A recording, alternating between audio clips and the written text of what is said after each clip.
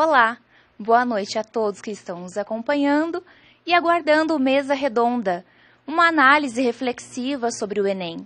Estamos aqui com a professora Mônica e o professor Wellington. Boa noite, professores, é um prazer recebê-los. Boa noite. Boa noite a todos. É com muita alegria que hoje nós estamos aqui nos reunindo para conversar um pouco, fazer um bate-papo sobre esse dia tão importante, que é a realização do Enem, um dia de festa para a educação no Brasil, onde estamos reunindo aí mais de 8 milhões de pessoas em prol da melhoria da educação no país. E nós estamos aqui principalmente para refletir um pouco sobre esse momento, sobre o que isso significa para os nossos estudantes, o que isso significa para professores, para gestores. E, para começar, eu gostaria de fazer uma rápida reflexão a respeito do que foi a chegada no Enem na educação brasileira. Então, esse exame começou em 1998, com apenas 157 mil inscritos. E eu digo apenas porque em 2001 nós já tivemos um salto significativo de inscrições com 1,5 milhão de pessoas participando da prova. Hoje, em 2014, nós já temos 8 milhões de pessoas, mais de 8 milhões de pessoas. E esse crescimento se deve ao reconhecimento da importância dessa prova para a vida de muitas pessoas, porque através dessa prova, através dessa certificação que o Enem vai promover para esses inscritos, nós temos a entrada pelo SISU, que é o ingresso para as universidades públicas, federais. Nós temos agora também o SISU-TEC, que é o acesso às escolas técnicas. Temos também a possibilidade de financiamento dos estudos através do ProUni, através do FIES, e ainda a possibilidade de utilizar essa nota do Enem para ter acesso ao Programa de Ciências Sem Fronteiras. Então, realmente, são mais de 600 instituições do ensino superior envolvidas com o Enem. Muitas outras universidades também cada vez mais vão reconhecendo essa prova como um referencial de conhecimentos dos nossos alunos. E a gente tem aqui uma visão bastante ampla da importância disso como algo que vai fazer com que professores, com que alunos repensem o currículo do ensino médio e toda a escolaridade dos nossos alunos. Então, é bastante importante lembrar que o Enem ele fez com que os nossos professores começassem a repensar sua prática pedagógica, que os nossos alunos começassem a pensar no que de fato é importante aprender e conhecer. E dentro desses aspectos, a gente vai pedir aqui a participação do professor Wellington, que vai falar um pouco da estrutura dessa prova, vai demonstrar para nós a importância que ela tem para professores, alunos e para gestores. Olá, Mônica, boa noite, internautas, boa noite, estudantes, professores, coordenadores, diretores e mantenedores de escola. Hoje, de fato, é um dia muito importante para a educação brasileira, bem colocado aí pela Mônica, em função do histórico de participação que tínhamos no início e que temos hoje com o Enem, dos estudantes participando para poder realizar o Enem. Eu gostaria de ressaltar alguns pontos importantes assim. A estrutura do Enem, como ela está colocada a partir de 2008, de 63 questões para 180 questões, mais uma prova de redação, ela está dividida em 2 dias. Então, no primeiro dia é realizada aí a prova de Ciências Humanas e de Ciências da Natureza, a prova que os alunos e os estudantes fizeram hoje. E amanhã acontece a prova de Códigos e Linguagens e Matemática e a redação. Então, essa é a estrutura básica do Enem, com 90 questões para o primeiro dia e 90 questões para o segundo dia. E mais a redação a ser desenvolvida também pelos estudantes. É importante dizer o seguinte: essa prova do Enem, ela é um instrumento que ela avalia, ou quer avaliar as 30 competências dentro da matriz curricular do Enem, e essa matriz curricular, ela abrange 120 habilidades, Então, pretende-se que essas 120 habilidades sejam avaliadas dentro desse cenário dessa prova, né? E ao ser avaliado, isso permite aí uma avaliação importante da educação básica no Brasil, especificamente desse segmento do ensino médio. Porque, de alguma forma, esse resultado desse Enem, ele pode ser utilizado para as políticas públicas, né? Então, o resultado do município, do estado, das suas escolas, né? E para as escolas particulares também, né? E como que cada escola está dentro desse contexto.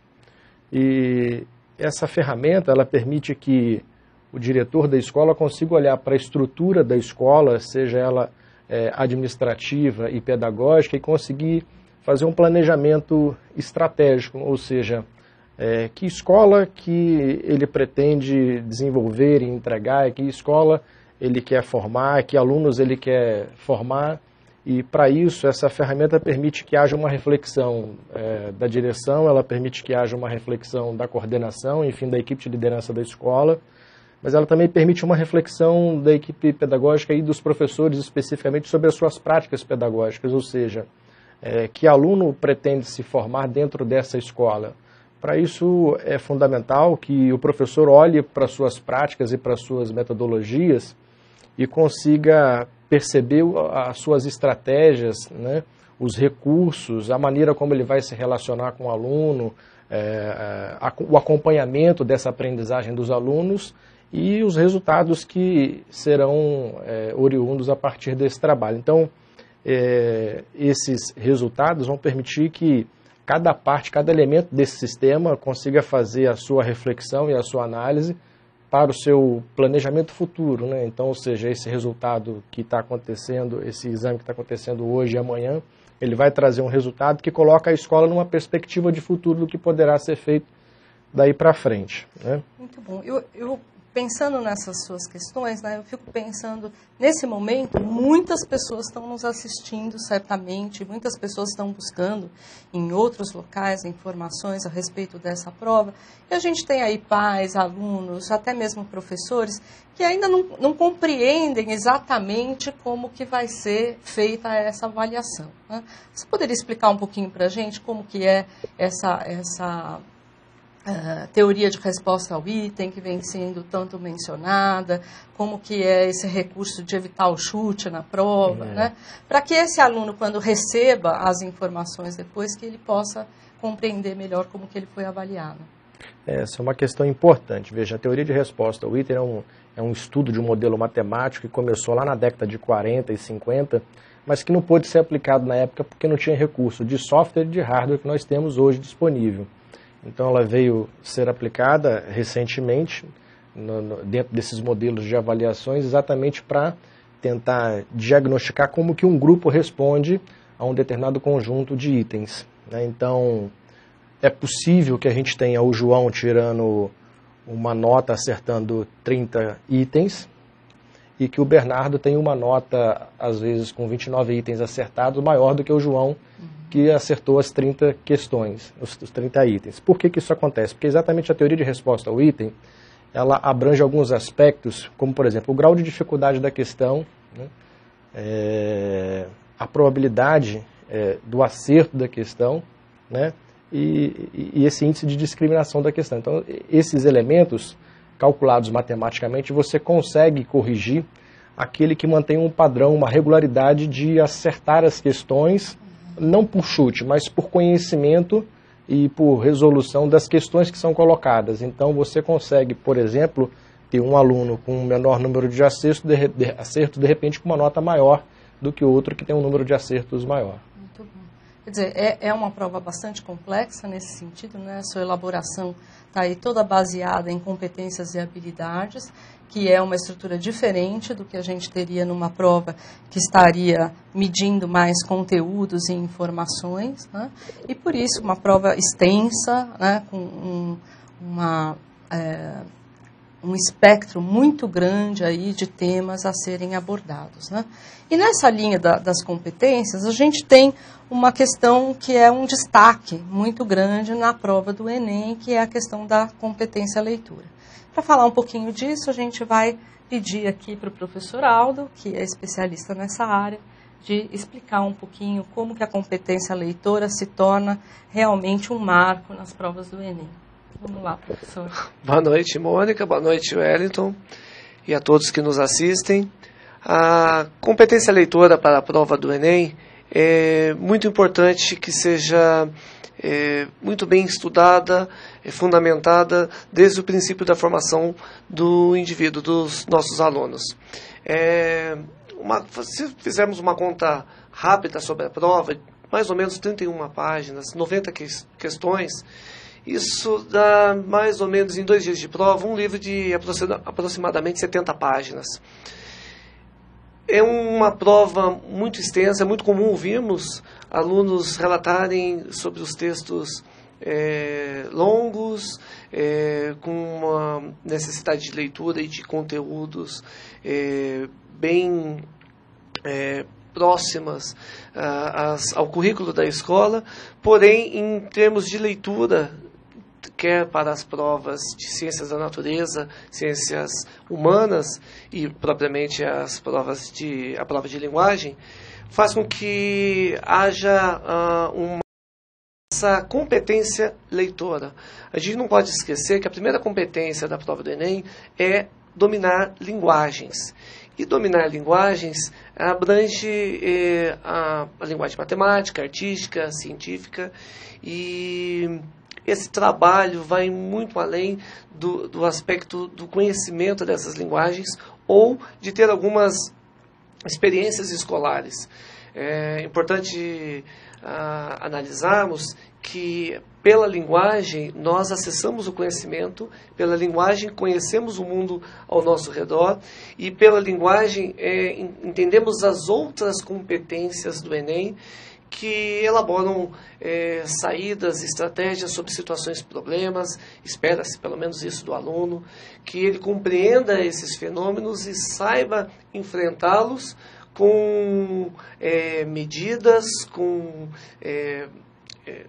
análises sobre determinadas situações e sempre respeitando os direitos humanos. Então, falar assim da prova como um todo é um bom leitor. É uma prova para uma boa formação leitora. E Aldo, desculpa te interromper, mas acho que é uma questão importante, né? Como que um aluno hoje, que a gente escuta tanto dizer, né, que não se detém a leituras mais longas, a textos mais complexos, a um vocabulário mais variado, né? Como que esse aluno ele se sente perante a uma prova dessa, né? E como que o professor pode ajudá-lo nesse sentido? Pois esse é um grande desafio, um desafio imenso para o país, para os nossos alunos, que é dar conta desse tipo de leitura. Hoje em dia é muito comum encontrarmos as pessoas em geral, a sociedade, fazendo leituras muito rápidas, leituras dinâmicas. Isso tem seu valor na nossa velocidade, no nosso dia a dia. Sim. Mas para esse tipo de avaliação, para esse tipo de prova, para esse tipo de formação, ela não está dando conta. Observe nas escolas como a leitura é trabalhada, né? Como as leituras em todos os componentes curriculares acontecem, né? Como há um trabalho textual na disciplina de história, de geografia, de física, química, em todo o ambiente escolar. A leitura acaba sendo muito fragmentada. Queremos a informação, mas o trabalho, o exercício da leitura acaba sendo deixado para segundo plano, né? Muito embora queremos a informação. Claro. E esse é um desafio para a juventude, que precisa ter escola, na sociedade, um modelo leitor, né? E aí sem dúvida, passa pelo professor, pela família. E o que eu acho que também é muito importante ressaltar, né, que o desenvolvimento dessa competência leitora não cabe exclusivamente ao professor de língua portuguesa. Não é? Exatamente. Ele não cabe apenas aos professores no final do processo de escolaridade. Quer dizer, nós temos que ler textos mais clássicos, mais profundos, mais extensos, né? Adequados a cada faixa etária, mas iniciar isso muito cedo na escola. Não é? E que Agora, consiga... uma questão interessante em relação a isso é que, assim, que a gente ouve muito falar e a gente lê muito também sobre isso, a questão de que o aluno de hoje ele tem uma capacidade muito grande de ver muitas informações ao mesmo tempo. Então, ele, o tempo todo ele está sendo bombardeado por informações, né? E o que fazer com essas informações é, às vezes, um ponto de interrogação para o aluno, porque exatamente falta a leitura para tratar essa informação. Então, como que ele vai tratar essa informação e que análise ele pode fazer dessa informação para que ele possa ter uma atitude, ter uma reflexão e produzir alguma ação com essa informação. Aí é importante exatamente que as diferentes disciplinas promovam o desenvolvimento dessa leitura. Veja, quando você faz um experimento em biologia, aparentemente você está realizando o método científico primeiramente, mas quanta leitura você não tem que fazer para você chegar na conclusão ou na solução daquela sua pergunta inicial. Então, é muito importante que a leitura seja praticada em todas as disciplinas e que esse seja um eixo condutor para o desenvolvimento da leitura do aluno. E o professor de língua portuguesa tem instrumentos para trabalhar essa competência leitora. Já vista que hoje nós temos a análise do discurso muito presente no material didático.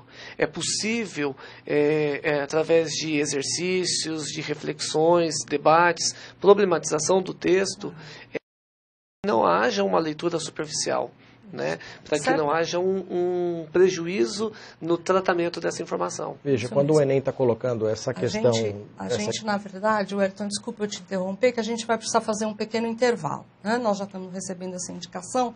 A gente vai ter condição de explorar essa questão da leitura em toda a prova, não apenas de hoje, mas também na prova de amanhã, com certeza, né?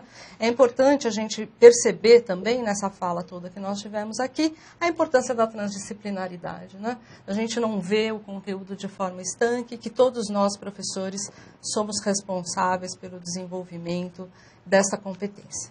Então, a gente volta daqui a pouquinho para continuar esse nosso bate-papo sobre esse primeiro dia do Enem.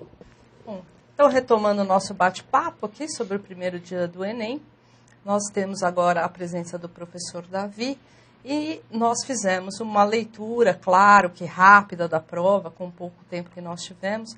E nosso intuito não é resolver as questões da prova, mas sim comentar essa prova para poder mostrar para alunos, professores, para todas as pessoas envolvidas nesse primeiro dia do Enem, as nossas impressões e a nossa avaliação. Então, Davi, eu gostaria que você falasse um pouquinho como que você viu a prova de Ciências Humanas desse primeiro dia.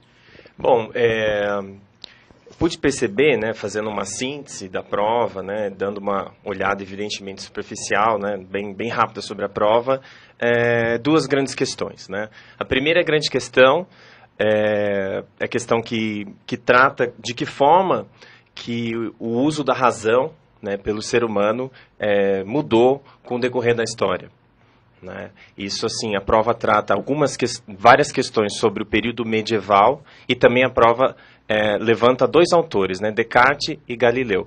Então, assim, em várias questões, a questão de como que o homem domina a natureza ou faz uso da razão humana para dominar a natureza esteve presente, né?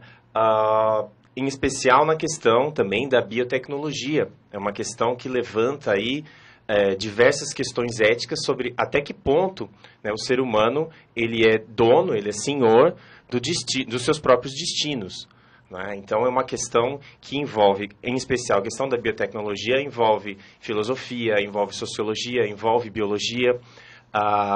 Então são questões norteadoras. A questão do Galileu nos coloca a necessidade de tentar cada vez mais na escola, né, no desenvolvimento das matérias, fazer com que a matemática também seja usada não só para o seu uso instrumental, mas também para o entendimento de mundo, né? Então, também uma tentativa de colocar dentro das ciências humanas, né, dentro dessa área das ciências humanas, a necessidade da integração, da interdisciplinaridade e da transdisciplinaridade, né?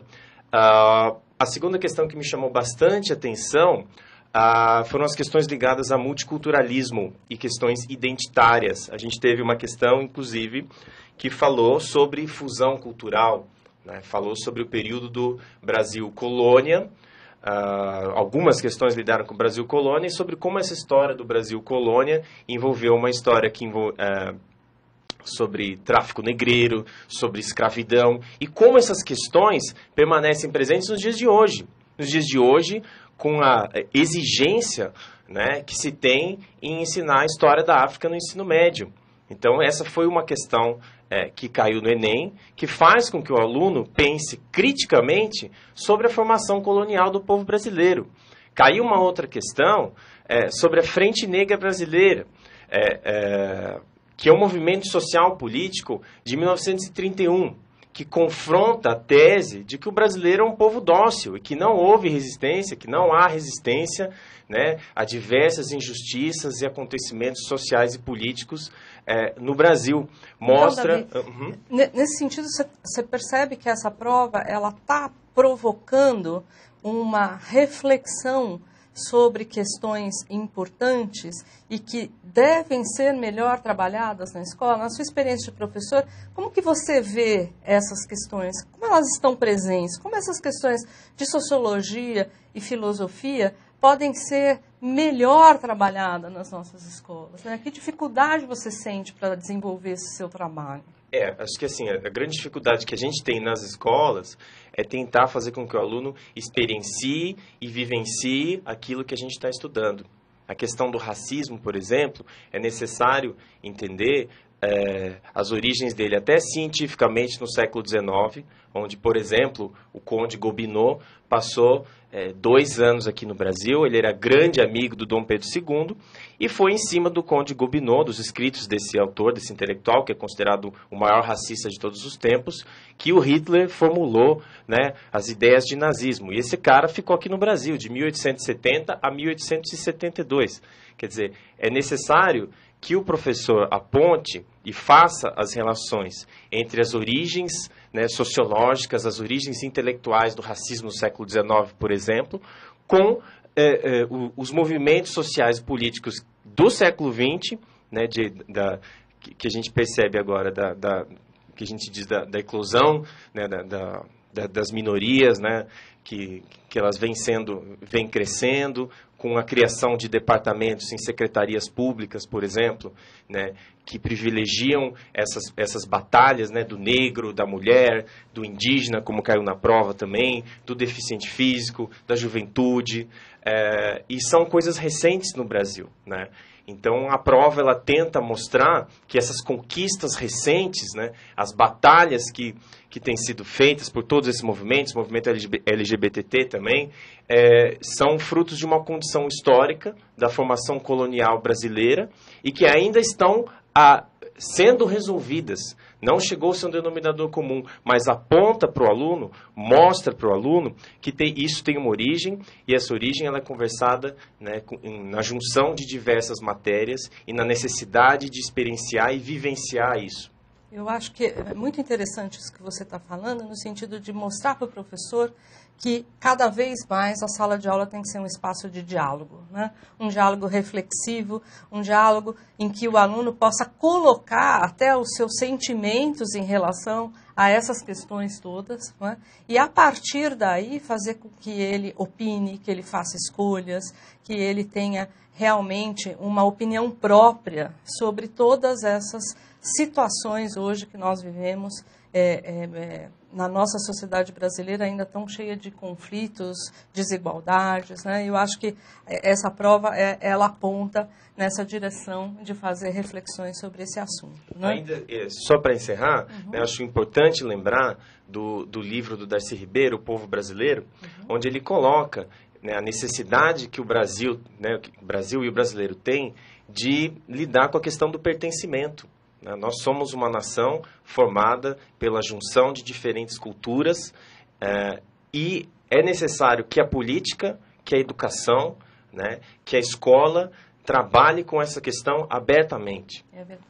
Então o Enem ele pontua muito bem isso nessa prova, né? Estou muito feliz com essas questões escolhidas, né? É verdade. E eu acho que a gente vai ouvir aqui um pouquinho a respeito da prova de Ciências da Natureza, né? Com o professor Wellington.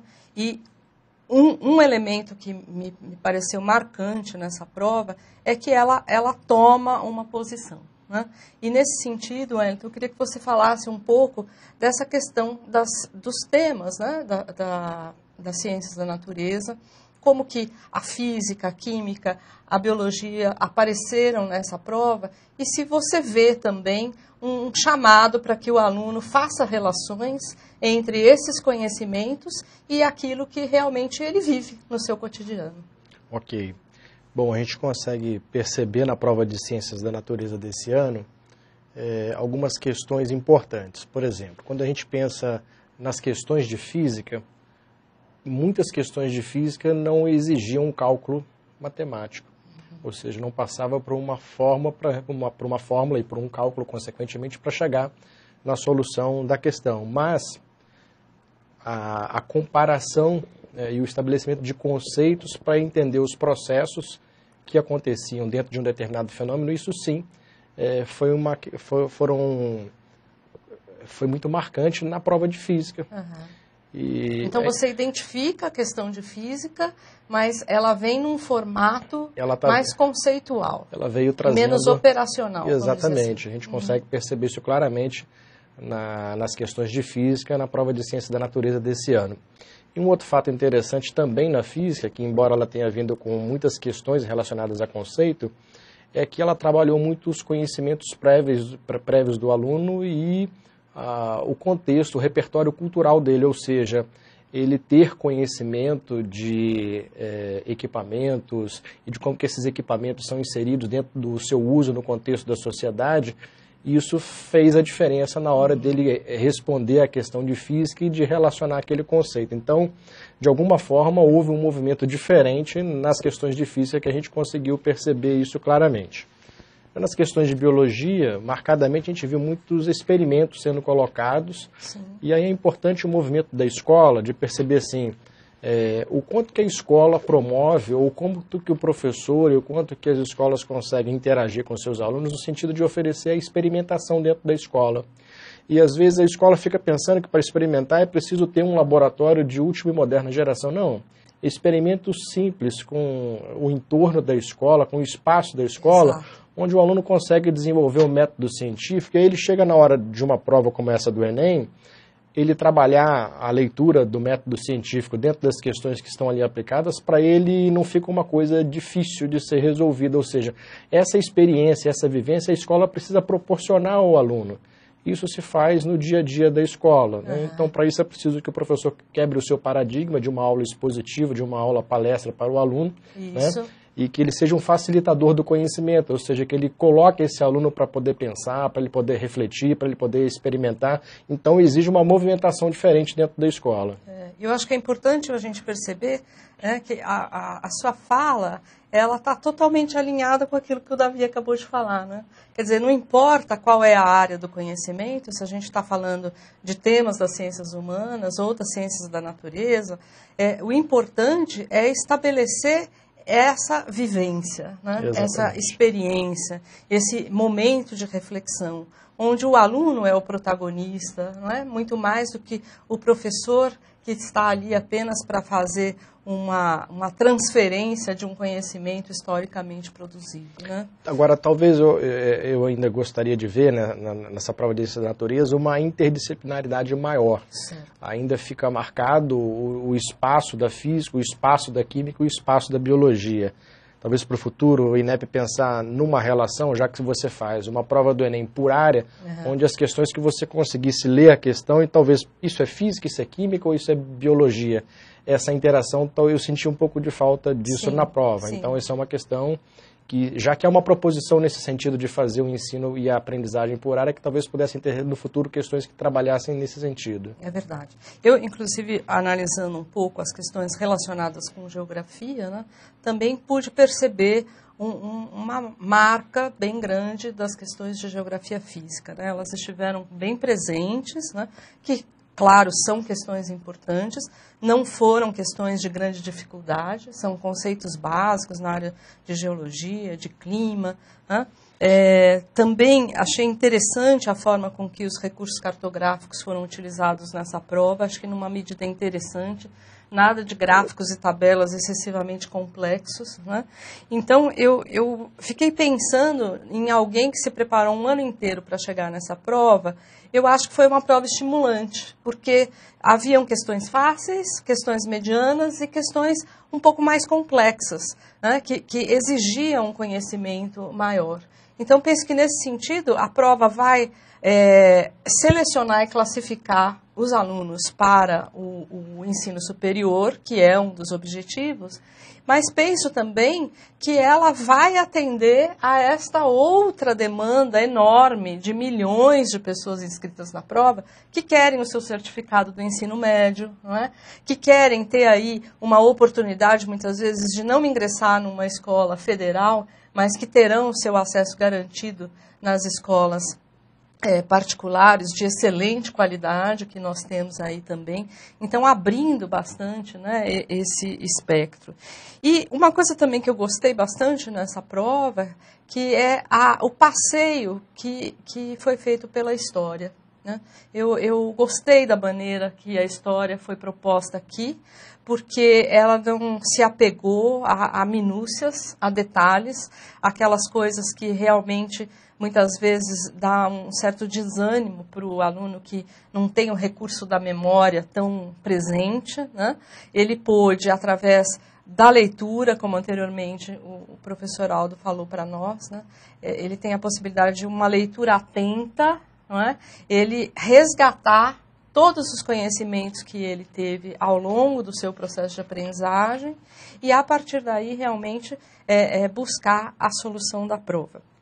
Eu também achei bastante interessante nos textos apresentados, até diferente do ano passado, né, uma comparação assim rápida, né, que foi possível fazer nesse tempo que nós tivemos, a importância do conhecimento de mundo do aluno, né? Muitas questões ali envolviam um conhecimento de aspectos gerais, de atualidades, não é? De questões ligadas à história mais próxima de nós, né? Nessa inter-relação com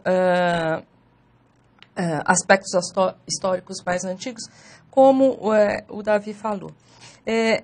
Eu queria, para a gente quase encerrando esse bloco, perguntar para o Davi mais uma questão, né, que eu considero bastante importante. A gente vê que existe uma resistência ainda nas escolas para aumentar a presença de matérias como filosofia e como sociologia. Você entende que essa prova, de alguma maneira, né, por ser uma prova que mostra uma visão de educação, afinal de contas, do próprio Ministério da Educação, você entende que essa prova ela sinaliza alguma coisa, alguma necessidade?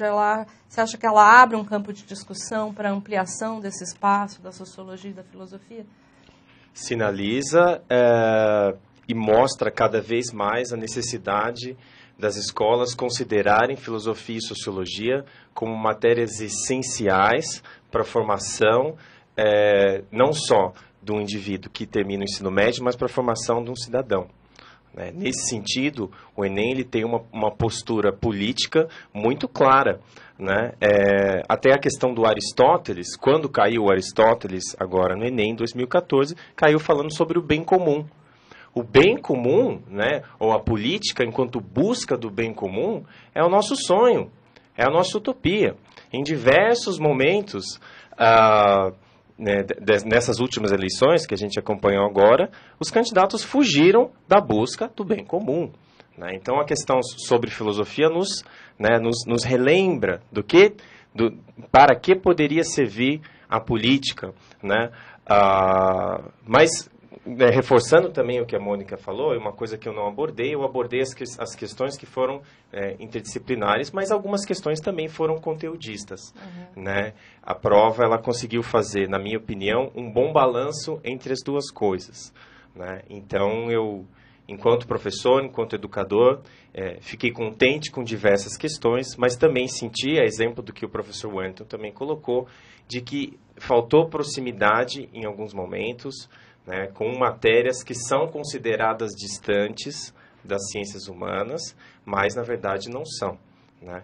O sonho para a educação, né, brasileira, para o futuro das escolas, seria que os professores pudessem conversar mais, pudessem estabelecer projetos e metas em comum, no sentido de dar aula em conjunto, de entender os mesmos temas, né, óbvio, com as suas especialidades, mas entrar em sala em conjunto, né? Tentar entender as coisas de uma forma mais sistêmica e menos cartesiana, né? O Descartes caiu na prova, né? E justamente me suscita essa reflexão. Quer dizer que esse diálogo que o Wellington falou, que ele queria ter visto de forma maior, mais presente entre as disciplinas de ciências humanas, na verdade a gente poderia dizer que a gente deveria ampliar mais, juntar as ciências humanas com as ciências da natureza num trabalho realmente de maior responsabilidade social, num trabalho ligado a essa construção de cidadania que a gente às vezes fala tanto, né, nas nossas escolas, a gente não sabe muito bem como fazer isso, né? Os meus alunos, eles morrem de dar risada comigo quando eu falo que física é filosofia sem fórmulas. Exato. Ah, Davi, isso é muito utópico, então, mas a gente queria ver isso na prática. Claro, né? e é bacana ver justamente numa prova, né, de ciências humanas falar da presença da matemática na filosofia. Né? Se pensasse numa questão de experimentação, a ética que tem na regulamentação ou na produção a partir desses experimentos, entende? Então, é possível cada vez mais a escola se planejar no sentido de que ela possa operacionalizar e isso acontecer dentro da escola. Então, os planejamentos e as reuniões entre os professores para que eles possam trocar essas informações e planejarem ações no futuro para esse desenvolvimento do aluno, isso é completamente possível. Fundamental, muito O que vai dar sustentação é exatamente esse estilo de Enem que vai potencializar isso ou não daqui para frente. Muito bom. E aí a gente vai continuar falando dessas questões, das características da prova no próximo bloco. Até já.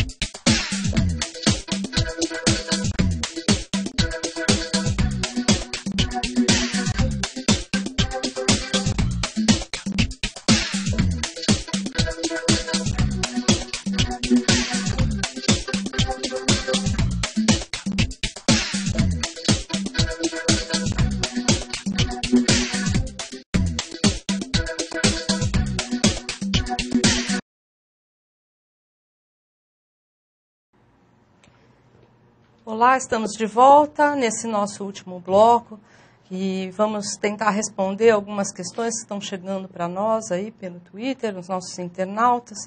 E a gente vai começar pela Thalita de Santa Cruz do Sul, que faz uma pergunta que nos parece bastante relevante, porque deve ter sido a aflição de muitas pessoas que participaram dessa prova, né? É a questão do tempo. Se de fato o tempo é suficiente, se a gente tem questões demais, se é possível de fato refletir sobre as questões e a preocupação, né, que todo mundo tem com uma prova tão extensa como essa, né?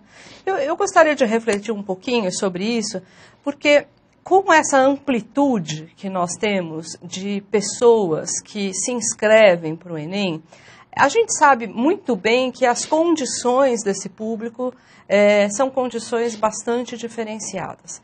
É claro que um aluno que teve a possibilidade de participar de uma escola que tem um foco grande no vestibular, que está, na verdade, trabalhando com um treino para que esse aluno se prepare fisicamente, psicologicamente, emocionalmente, para realizar provas com essas características bastante desafiadoras em termos de volume de conteúdo, a tempo de leitura, esse aluno ele vai ter vantagens muito grandes em relação a alunos que, por exemplo, estão distantes do ensino médio há algum tempo, né, de adultos que estão aí tentando fazer essa prova para conseguir uma certificação, para ter uma condição melhor no mercado de trabalho. Então, realmente, há uma questão séria em relação ao tempo. Por outro lado, a gente tem que entender que o Enem, a partir do momento que ele passa a ser uma avaliação que permite a entrada nas universidades federais, ele tem que ter um número de questões que promova uma avaliação mais abrangente, né? Se fosse uma prova muito pequena, muito restrita, de poucos conteúdos, eles realmente não conseguiriam fazer aí uma seleção, uma classificação desses alunos, né? Então, eu penso que realmente a gente está num momento de sempre repensar a prova do Enem, mas sem sombra de dúvidas. Dependendo de qual seja o seu objetivo com essa prova, precisa haver uma preparação e uma adaptação a esse tempo que muitas vezes é realmente pequeno e a prova se torna bastante cansativa. Gostaria só de colocar uma questão nesse ponto. Assim, um estudo feito na Universidade de Illinois, nos Estados Unidos, que diz o seguinte, que alunos com a mesma faixa etária, submetidos ao mesmo exame, no mesmo tempo, aqueles que fazem atividade física conseguem ter uma capacidade de concentração maior. Então, o tempo para ele acaba não sendo o mesmo problema que para outro que não faz atividade física. Então, parece uma questão simples, mas que chega na hora de um exame desse, às vezes quem acaba conseguindo fazer a sua atividade física acaba tendo um desempenho melhor porque consegue se concentrar mais e com isso o tempo para ele acaba não sendo um problema. Uhum. Então é uma informação que às vezes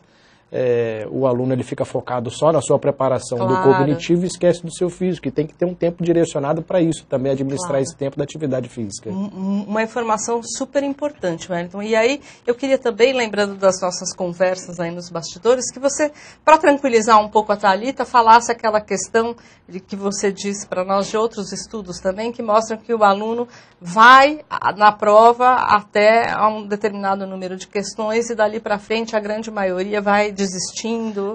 Tem alguns estudos que mostram assim, uma pesquisa feita com os alunos que saem do exame do Enem e basicamente um percentual considerável, ele consegue ler bem e estar completamente concentrado e focado no que está sendo perguntado e nas respostas, e fazer essa relação e conseguir chegar na resposta do item até mais ou menos a 60ª questão.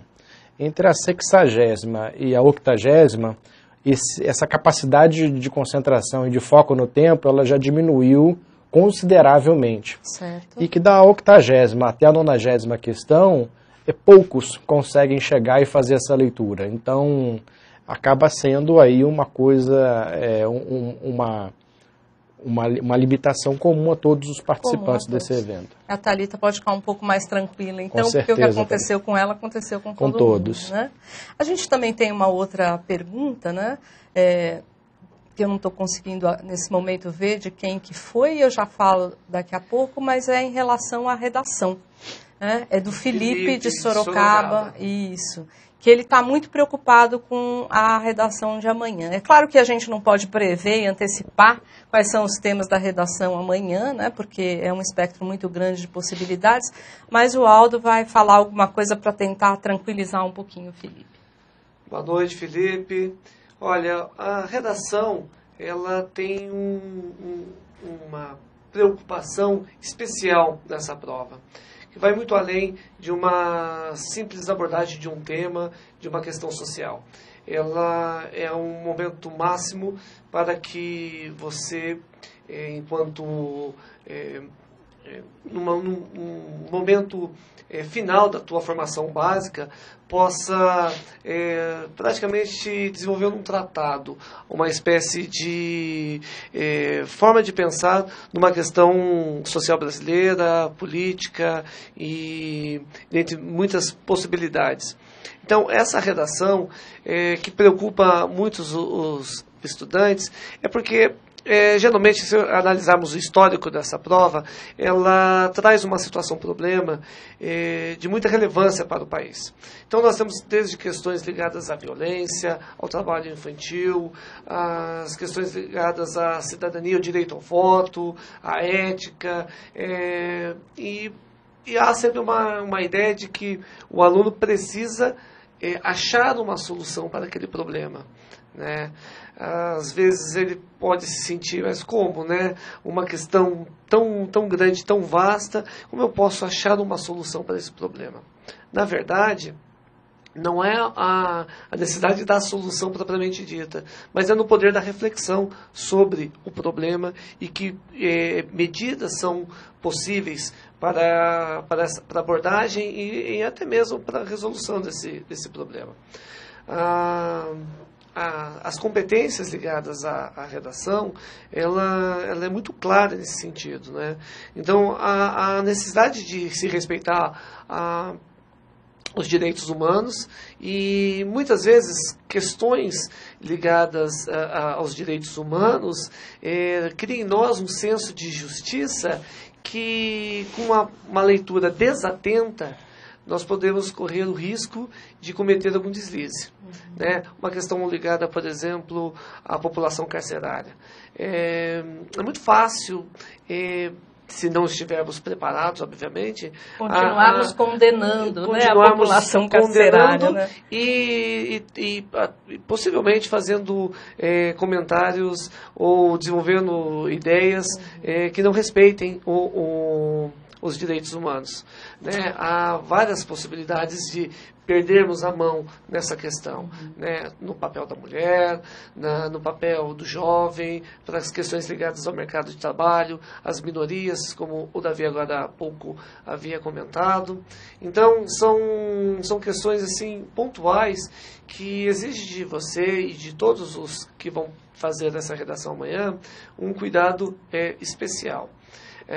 Outras partes, outras questões, eu imagino que as escolas trabalhem exaustivamente essa formação, a estruturação do texto dissertativo, a ideia de um bom começo, os aspectos gramaticais da prova, sejam muito bem trabalhados. O que pega aí o ponto importante que todos devem ampliar, potencializar, diz respeito ao seu repertório. A possibilidade de ler as proposições dessa redação e ampliá-la. Né? Não basta dar conta daquela seara e não aprofundar. É muito importante que você seja capaz de potencializar essa redação. De que maneira? Né? Com muita leitura, com a capacidade de relacionar muitas informações, quer aconteça nas redes sociais, nos jornais, através de notícias, reportagens, textos de opinião, quer na leitura de textos literários, enfim, em uma vasta possibilidade de ampliar o seu repertório, né? De uma entrevista, de um programa de televisão, de uma uma roda de conversa. É muito importante que você consiga identificar a temática dessa discussão e potencializá-la, problematizando, fazendo perguntas, né, para... digamos, um determinado tema, pergunte, qual a relevância desse tema para o meu país, qual é a participação dessa nova geração, de uma população mais específica, possivelmente, um exemplo, de repente uma questão ligada à terceira idade, que política pública, o Estatuto do Idoso, quantas informações eu tenho e que posso contribuir para o meu projeto textual. Eu entendo que o aluno, amanhã, ele tem que se mostrar também nessa redação, não é mesmo? Ele tem que ter autoria, procurar sair um pouco das frases do senso comum, mostrar uma argumentação mais sólida, mais estruturada. E é claro que amanhã a gente vai, depois de ver o tema dessa redação, a gente vai ter oportunidade de comentar com um pouco mais detalhe, o Aldo vai poder pontuar as questões fundamentais dessa prova. Nós temos mais algumas participações aqui importantes, então eu pediria para o professor Wellington que falasse um pouquinho para a Juliana de Caçapava de que forma que a escola pode preparar melhor o aluno para o Enem. Legal, Juliana, olha só. Muita gente pensa que a preparação para o Enem acontece no terceiro ano do ensino médio. Então você tem 200 dias letivos no ano, então você entende que a preparação para o Enem acontece aí. Mas eu costumo dizer que a preparação do aluno para o Enem, ela tem 600 dias letivos, porque ela começa na primeira série. Ou seja, como que a escola se propõe a fazer esse aluno protagonista? Como que essa escola se propõe a desenvolver a autonomia nesse aluno? Como que essa escola se propõe a desenvolver a capacidade crítica do aluno? Como que essa escola se propõe a promover a reflexão nesse aluno? Ou seja, essas são questões fundamentais que a escola tem que se preocupar desde a primeira série, e isso não passa por fazer simulados Enem, isso não passa por fazer esse tipo de simulação, mas passa por projetos que a escola pode desenvolver, e aí projetos articulados por áreas, e aí passa... Respaldados pela equipe gestora. Isso, é claro. Porque é importante que a coordenação pedagógica dê todo o suporte, dê todo o apoio ao desenvolvimento dos professores para realizarem esses projetos com os alunos. E com isso consiga atingir esses objetivos de formar esses elementos do aluno. Ou seja, esse aluno que vai ter a capacidade de construir o seu próprio conhecimento com as informações e com os problemas que ele vai receber dentro da escola, e com isso conseguir articular as informações, fazer suas pesquisas e chegar às suas próprias conclusões. Então, uma escola que ela consiga promover um ensino em tempo integral, ou seja, uma escola que tem uma carga horária diferenciada, onde esse aluno possa estar por mais tempo dentro dessa escola, tendo contato com todos esses professores, com toda essa proposta pedagógica, ela vai conseguir preparar esse aluno melhor para o Enem. Nesse sentido, preparar não só o aluno, mas preparar também a família para isso, porque é muito importante que a família também dê todo o apoio e todo o suporte a esse aluno. Então a escola também precisa convidar os pais a estarem presentes na escola para entender como que a escola funciona e o que a escola pretende fazer com o seu filho e onde pretende colocá-lo. Então é muito importante que a escola também tenha esse compromisso com a família para saber que esse projeto de vida que está sendo construído, ele é do aluno, e ele seja para qual universidade ele vai e que curso ele vai fazer, essa é uma decisão que cabe especificamente ao aluno e à família. A escola ela vai contribuir com tudo isso. E eu penso mais, Wellington, completando isso que você está falando, na verdade, a escola, seja ela pública ou privada, ele é um bem da comunidade. Portanto, a gente tem que construir essas comunidades aprendentes, não é? Onde a família compreende o projeto pedagógico da escola, não é? Onde existe total sintonia entre toda a parte organizacional da escola com uma visão de educação que se tenha, né? Porque hoje a gente está num momento, eu entendo assim, um momento de virada, né? Ou nós vamos fazer uma escola que traga para os nossos alunos um espaço realmente de protagonismo, de reflexão, de alegria, não é? Onde eles estejam ali por uma decisão pessoal e não muitas vezes por uma obrigação, que vai mudar todo o cenário da escola, né?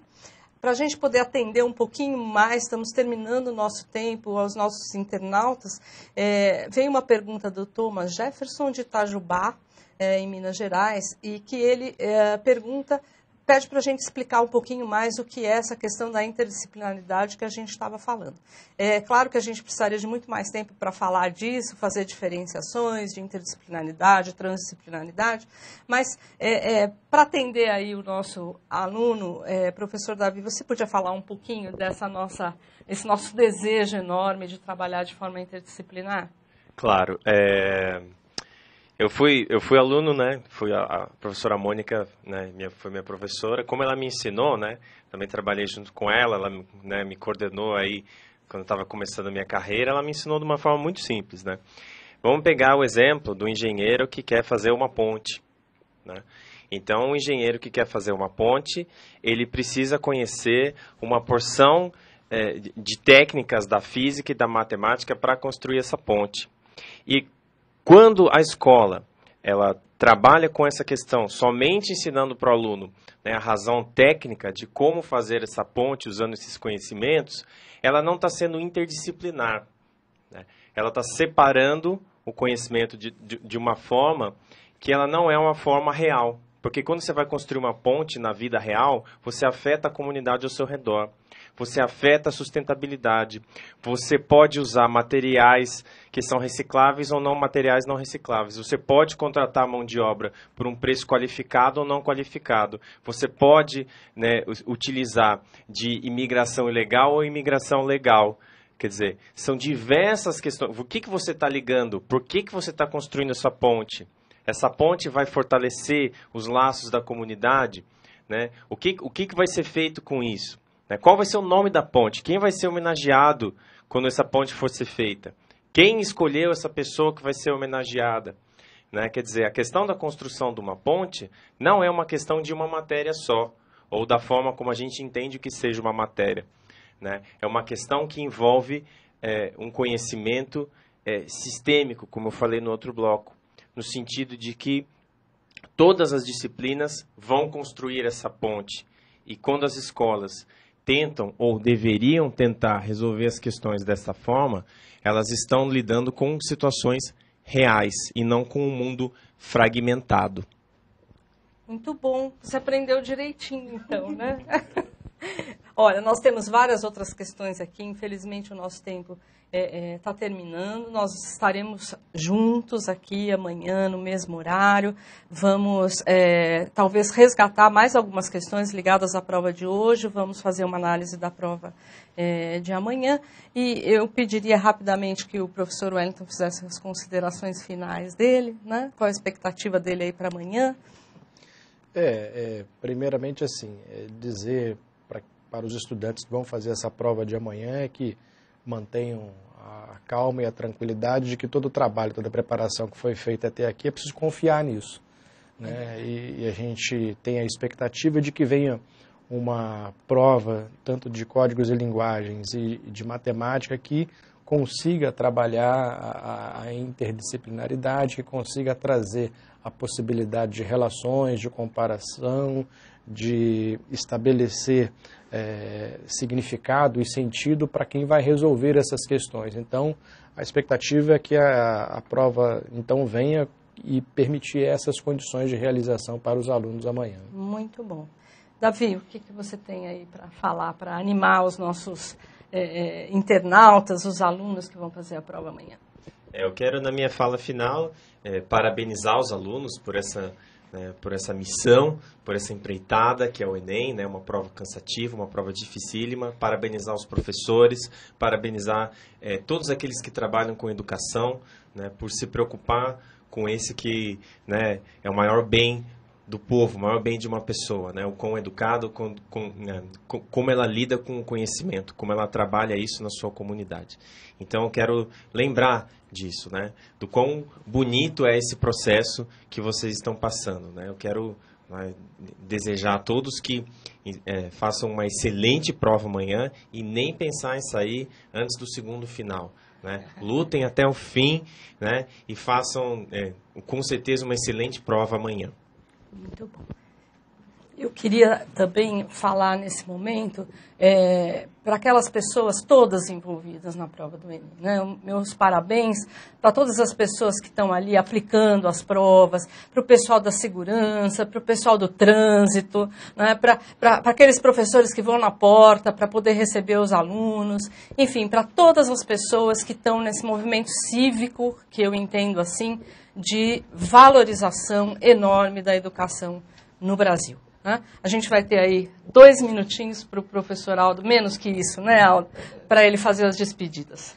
Pois é, obrigado para vocês que acompanharam esse nosso momento de debate, de troca de ideias, informações, e que o nosso desejo é que tenhamos contribuído de alguma forma, né, para as reflexões relacionadas ao Enem e, sobretudo, para o dia de amanhã, né, que vocês consigam, guardem, né, as energias da noite e façam uma boa reflexão, né, sobre a prova de hoje. Pensem bastante nas questões apresentadas nelas e boa sorte amanhã. Estamos todos na torcida por um Brasil melhor e que passe pela educação. Obrigado.